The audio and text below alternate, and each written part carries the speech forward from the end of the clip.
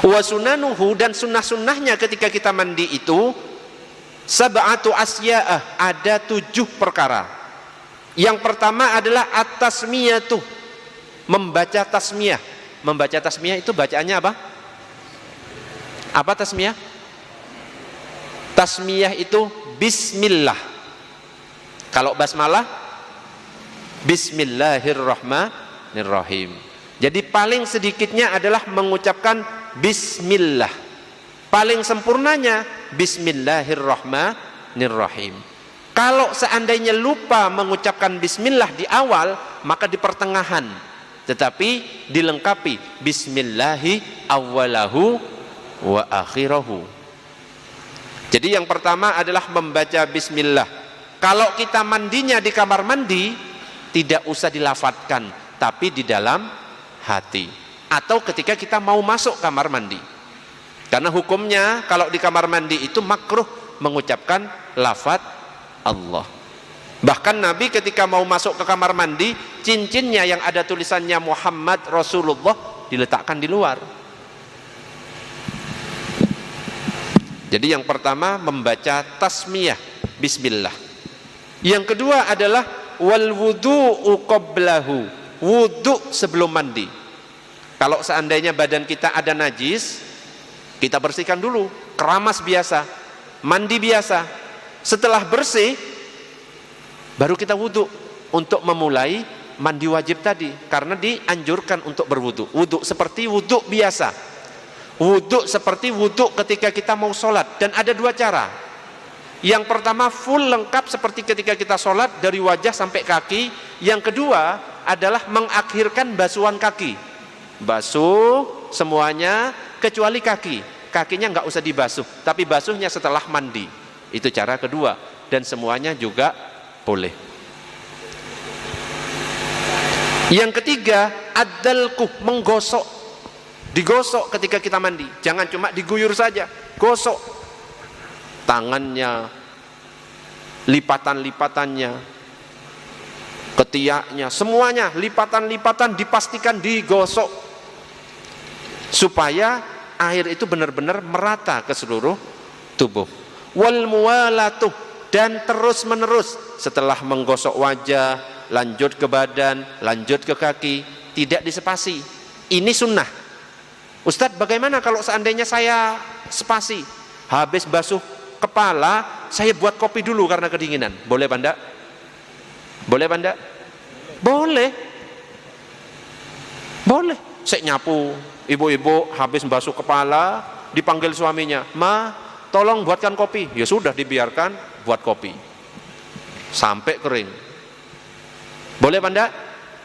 Boleh. Yang penting jangan lupa pakai baju, langsung keluar nggak boleh, saudara. Cuma nggak afdol. Afdolnya itu terus menerus. Bahkan kalau dicicil, habis berhubungan suami istri di tengah malam karena kedinginan, cuma kepalanya tok yang dibasuh, besoknya badan ke bawah, boleh apa enggak? Boleh. Tetapi kalau kita membasuh kepala saja, yang terangkat hadas besarnya cuma kepala, yang ke bawah belum. Nah itu yang banyak tidak tahu. Ternyata mandi wajib itu bisa dicicil, dikredit tanpa bunga. Ya. Yang kelima adalah wa taqdimul yumna 'alal yusra, mendahulukan yang kanan daripada yang kiri. Jadi ada aturannya, ada anjurannya ketika kita mandi. Contoh seperti ini, Iqbal. Contoh, Bal. Enggak usah buka baju, berdiri aja ya. Enggak usah lebay ya. Maju coba. Jadi cara membasuh ketika kita mandi di sini, Bang. Membersihkan lipatan. Enggak usah dibersihkan lipatan-lipatannya. Mendahulukan yang kanan daripada yang kiri. Jadi setelah membasuh kepala, coba Bal, pura-pura membasuh kepala. Setelah membasuh kepala, bagian kanan didahulukan. Jadi yang kanan bagian depan.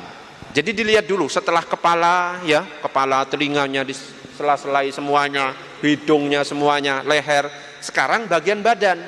Badan yang didahulukan adalah bagian depan dulu. Bagian depan sebelah kanan. Faham? Bagian depan sebelah kanan. Mana berarti, Bang? Nah, sama tangan kanan. Faham? Baru setelahnya bagian depan sebelah kiri. Bisa dibayangkan? Baru setelahnya bagian belakang sebelah kanan. Bisa dibayangkan? Baru setelahnya bagian belakang sebelah kiri. Bisa dibayangkan lagi?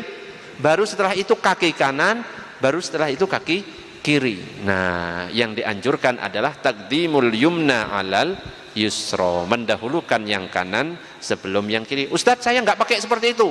Wes pokoknya tak siram merata, boleh apa enggak? Boleh. Ustadz, saya langsung nyelam di air laut, bluk keluar, terus memang boleh.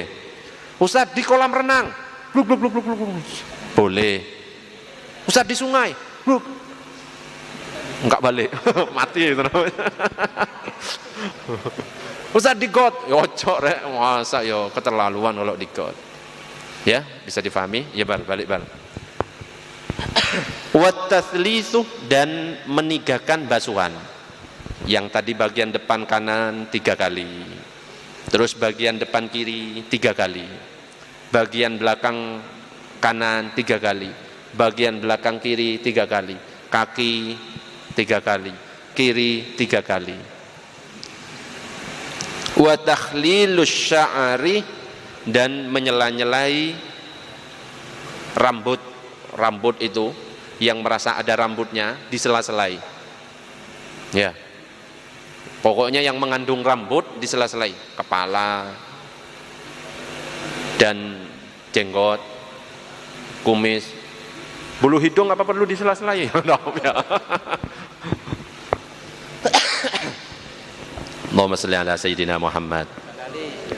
Wa yusannu, dan disunnahkan mandi li sholatil jum'ah, bagi orang yang mau sholat Jumat disunnahkan mandi besar.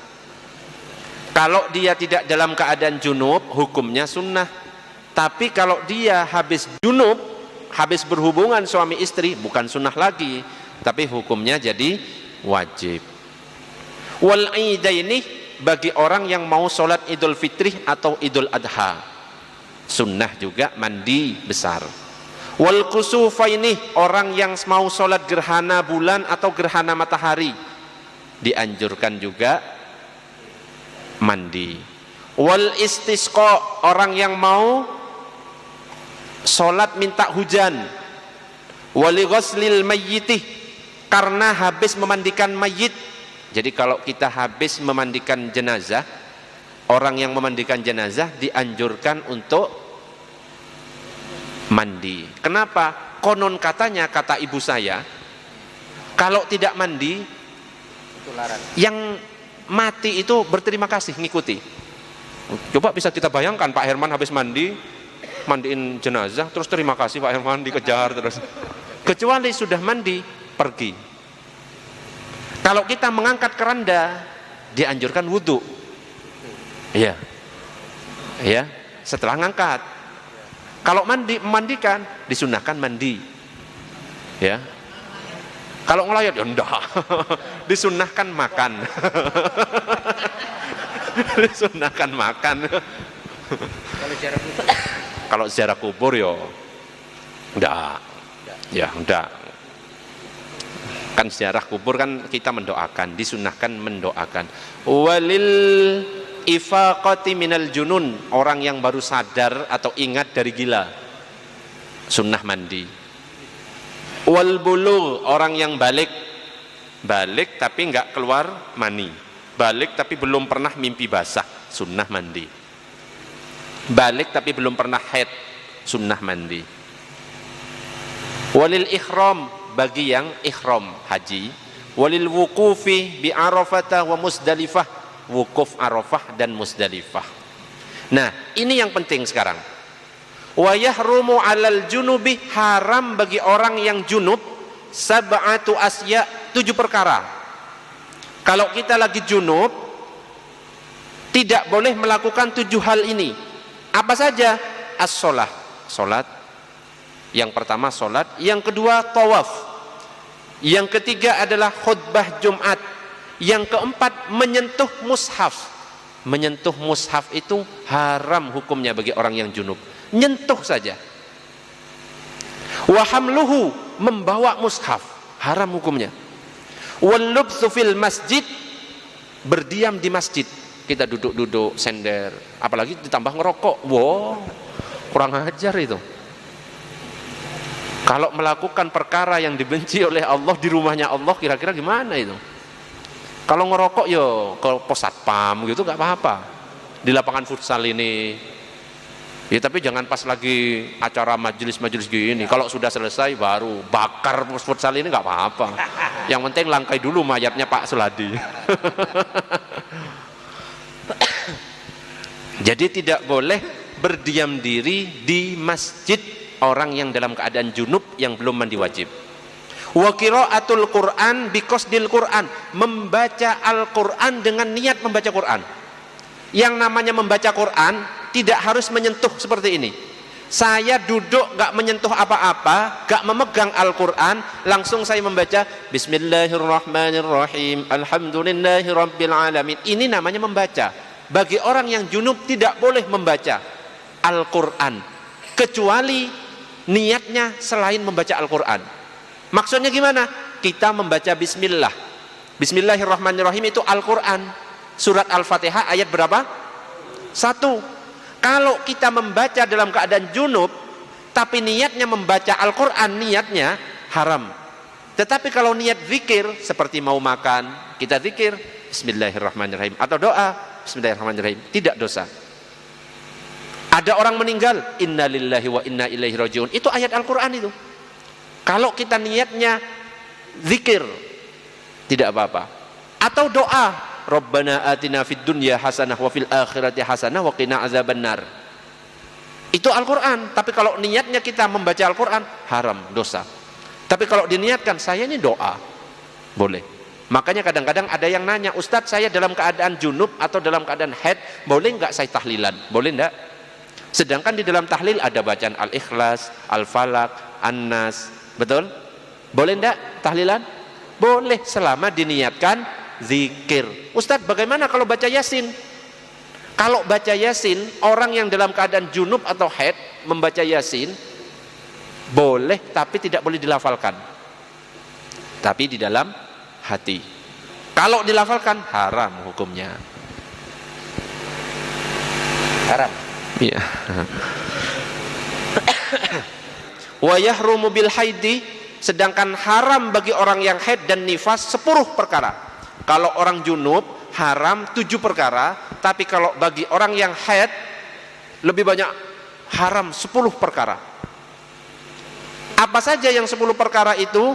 Yang pertama adalah salat, yang kedua adalah tawaf, yang ketiga adalah menyentuh mushaf, yang keempat adalah memegang mushaf, yang kelima adalah berdiam di masjid.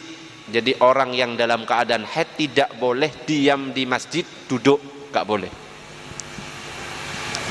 Wal uburu fihi in khafat talwisahu, bahkan lewat di dalam masjid kalau khawatir nanti netes atau ngotori masjid, haram hukumnya. Wa qiraatul Qur'an, membaca Qur'an, wasaum, berpuasa, wa tolak, tolak, cerai. Bapak-bapak yang mau nyerai istrinya gak boleh dicerai saat haid, hukumnya haram meskipun talaknya jatuh. Kamu saya talak Pak Herman. Wah, iya gak popo. Hah? Saya tidak mau. Saya tidak mau, saya lagi haid. Pak Herman lagi haid ya nggak mungkin lah. Atau depan aja. Jadi kalau kita mentalak istri yang lagi haid, talaknya jatuh, tetap tertalak, cuma dosa. Haram hukumnya. Yang dosa yang mentalak. Pak Freddy mau nyoba? Enggak. Nggak usah lah ya. Diwakilkan aja. Oh, diwakilkan Pak Herman. Tuh, jangan. Wes, nggak usah nyoba-nyoba ya. Wal wad'u, dan berjima. Orang haid tidak boleh berjima suami istri. Tapi kalau istihadhah, bukan haid lah, istihadhah ya. Darah penyakit, boleh enggak berjima? Boleh. Boleh, tapi siap-siap nanti jadi pentol. Merah kabeh. Bolehnya boleh, cuma ya merah kabeh nanti. Oh iya. Kayak makan pentol gitu ya. Iya, paham. Wa kadzal istimta'u bima baina surrati war rukbati, dan tidak boleh bersenang-senang di antara pusar dan lutut. Ya. Kalau lagi haid antara pusar dan lutut tidak boleh bersenang-senang. Suami yang istrinya lagi haid tidak boleh disentuh itu antara pusar dan lutut. Kalau selainnya nggak apa-apa. Atas itu boleh, kaki ke bawah boleh. Tapi punyanya istri sendiri loh ya. Istri orang kacau itu ya. Wala yajibu qada'us shalah zaman al-haid wan nifas, dan orang yang haid dan nifas gak perlu mengqadha salat. Bi khilafis shaum, berbeda dengan puasa. Kalau puasa bagi haid dan nifas tetap wajib diqadha. Wallahu a'lam bissawab.